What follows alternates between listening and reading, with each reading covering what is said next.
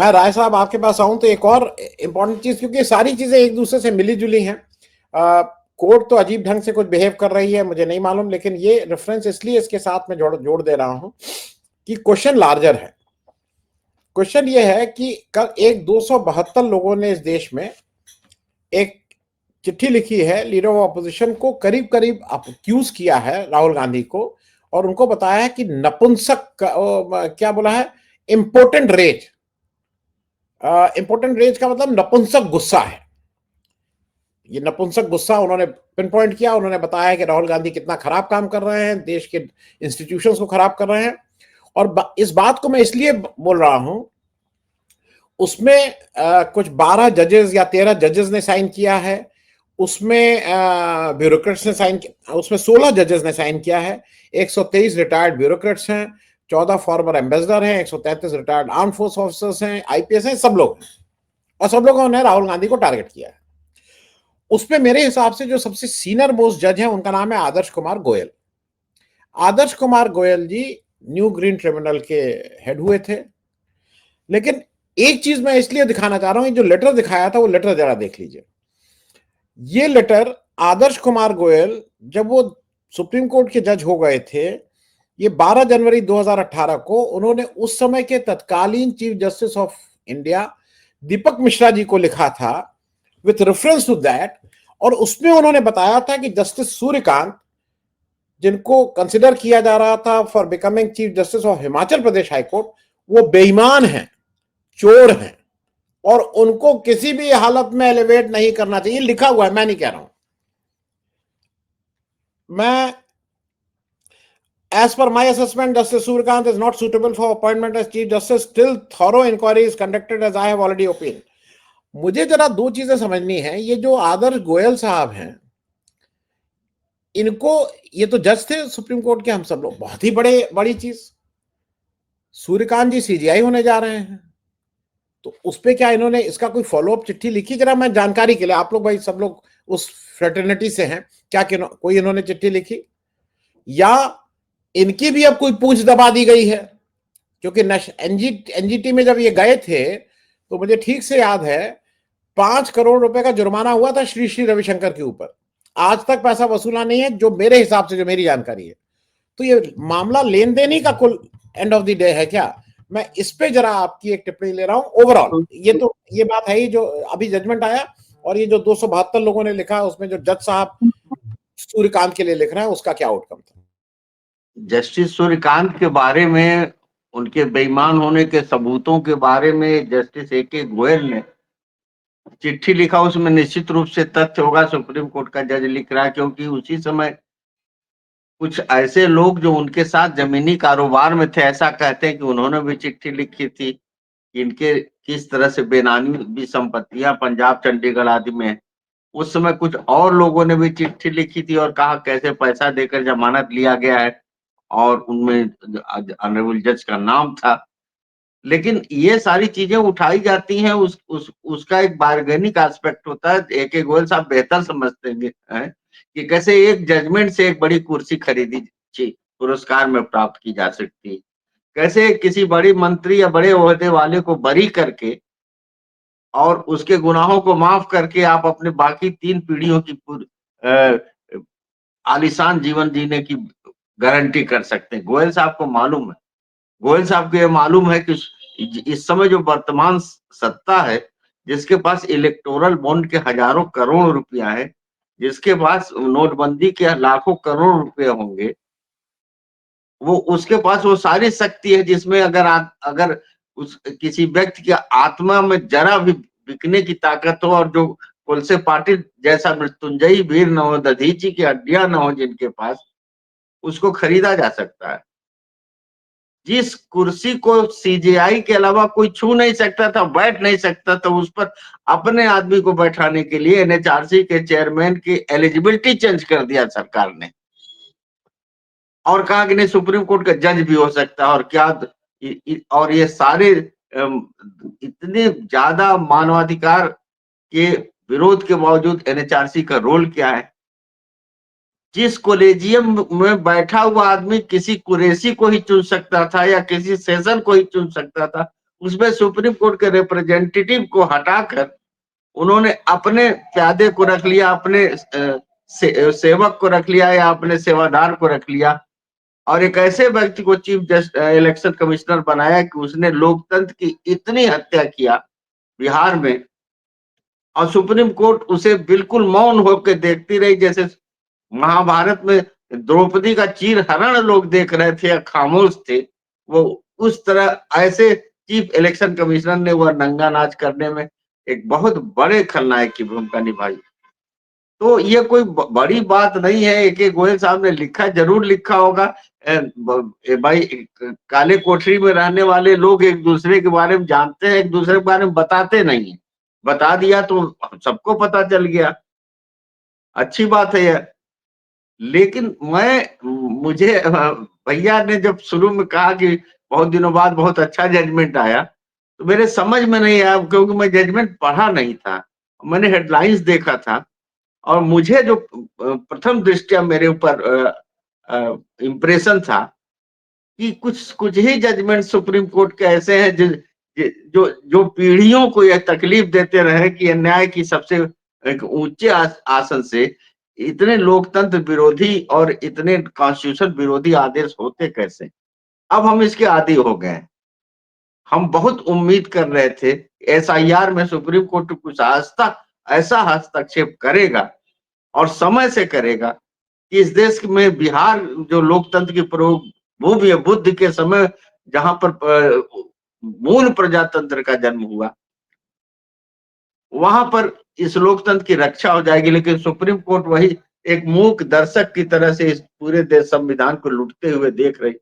इस जजमेंट के बारे में जो मेरा प्रथम फर्स्ट इंप्रेशन है, हाईकोर्ट में रहने की वजह से बिल्कुल मैं जजमेंट पढ़ा ही नहीं सिवा उसके शीर्षकों के, कि पारदीवाला साहब ने बहुत मेहनत करके जो एक ऐतिहासिक जजमेंट दिया था, और जिस तरह से पहली बार गवर्नरों के निरंकुशता पे एक तरह का पाबंदी लगाने की कोशिश की थी, और बहुत सख्त शब्दों में उन्होंने भी फोर्थ ऑप्शन की बात नहीं की थी, और उन्होंने जो व्याख्या किया था वो भारत के संविधान में दिए गए शब्दों से निकाल। अगर मैं आर्टिकल 163 का वो पोर्शन एक लाइन सिर्फ पढ़ दूं तो समझ में आ जाएगा कि पारदीवाला साहब क्रीज के बाहर नहीं बैटिंग किए थे।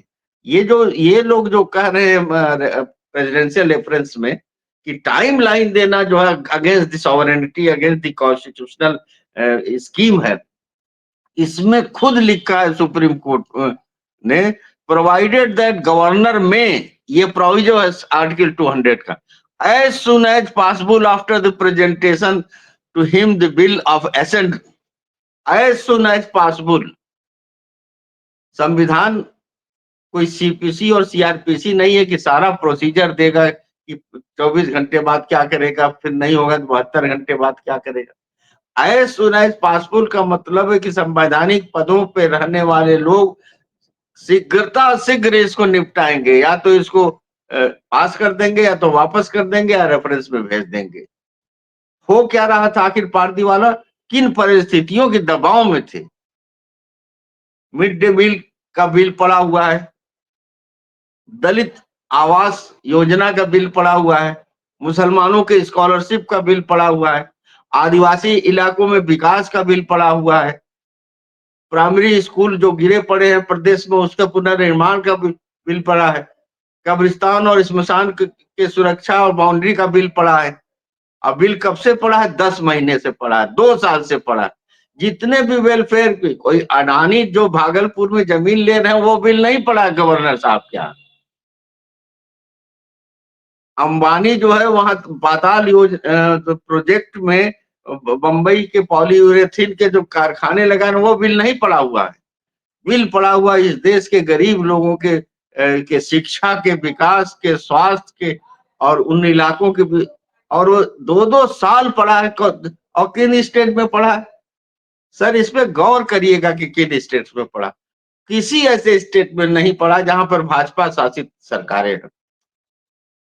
उन सारे राज्यों में जहां विपक्ष की सरकार है, चाहे वो कश्मीर हो, चाहे वो तेलंगाना हो, चाहे वो पंजाब हो, चाहे केरल हो, चाहे तमिलनाडु हो, आप विकास के रथ के पहिए को बिल्कुल रोके हुए हैं गवर्नर।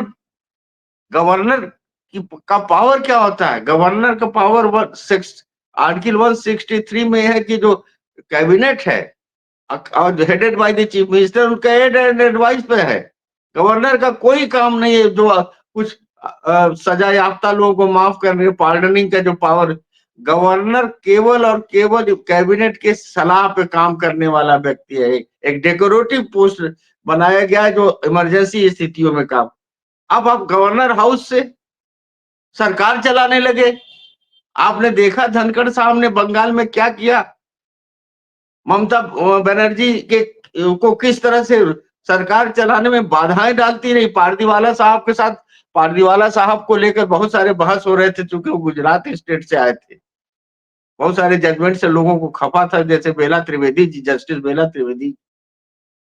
लेकिन एक जजमेंट आदमी के सारे जीवन के अतीत को धो के रख देता, उसको बिल्कुल प्रकाश मंडित करता, वो पारदीवाला साहब। उन्होंने राजभवन में जो वैकल्पिक सरकारें चल रही थी, जो चुनी हुई सरकारों के रास्ते में अवरोध उत्पन्न कर रही थी, वो दो अवरोध तोड़ दिया और तोड़ा, अपने मन से कोई सिद्धांत नहीं गढ़ा था। वो संविधान में जो लिखा था उसकी सकारात्मक जन सापेक्ष व्याख्या किया था उन्होंने।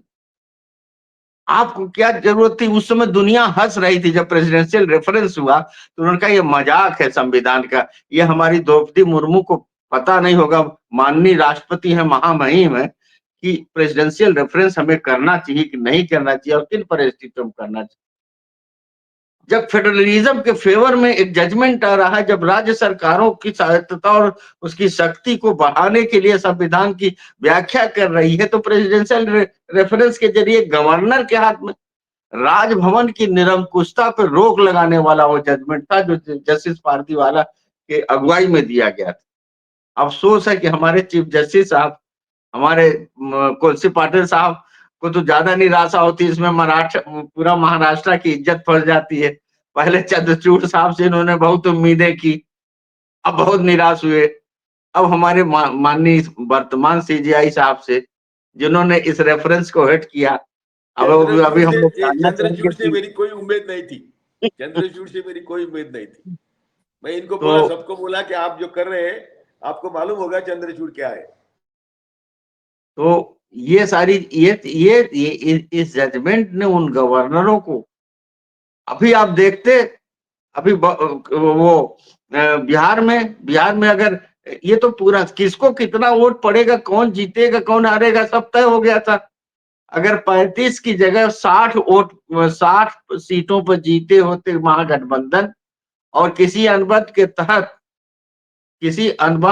के तहत नीतीश कुमार जी कहते कि हम इधर के लोगों के साथ सरकार बनाएंगे, फिर आप देखते ये गवर्नर इस जजमेंट को लेकर किस तरह से नीतीश कुमार की ऐसी तैसी कर देता। यही आरिफ मोहम्मद खान, केरल में इसने यूनिवर्सिटीज में वामपंथी लोगों को, प्रगतिशील अध्यापकों की नियुक्ति पर रोक लगवा दी इसने। और आर.एन. रवि साहब ये केरल में थे, 7 बिल 2 साल के लिए रोका था आर.एन. रवि। तमिलनाडु में 12 बिल्स रोके गए थे, पंजाब में 4 बिल और तेलंगाना में 10 बिल। आपको नाम पढ़ के बता दे रहा हूं। ये आर.एन. रवि था तमिलनाडु में, केरल में राजेंद्र क्या अल्टेकर थे, उसके बाद आरिफ मोहम्मद खान चले गए थे, वेस्ट बंगाल में सीवी आनंदी बोस हैं, राजस्थान में बनवारी लाल पुरोहित, और तेलंगाना में एस सुंदरैया। ये लोग क्या कर रहे हैं? कोई आईपीएस अफसर गवर्नर बनाया, कोई मेजर जनरल को गवर्नर बनाया, कोई विंग कमांडर को गवर्नर बनाया।